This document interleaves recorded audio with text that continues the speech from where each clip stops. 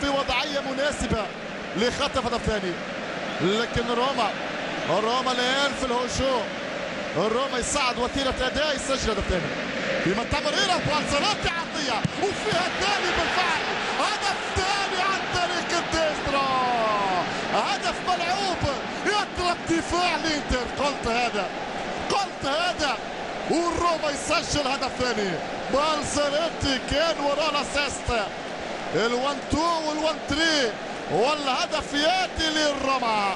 خلاص بهذا الهدف الروما في نهائي كوبا ايطاليا. نهائي الكاس سيجمع الروما اللاتسيو في ديربي العاصمة.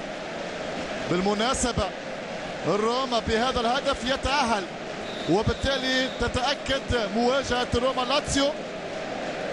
على ذكر يعني الألقاب اللي حصدتها المدن الإيطالية في كوبا إيطاليا، العاصمة الإيطالية 14 لقب، 9 لروما و5 للاتسيو، يعني اللقب رقم 15 للمدينة الخالية،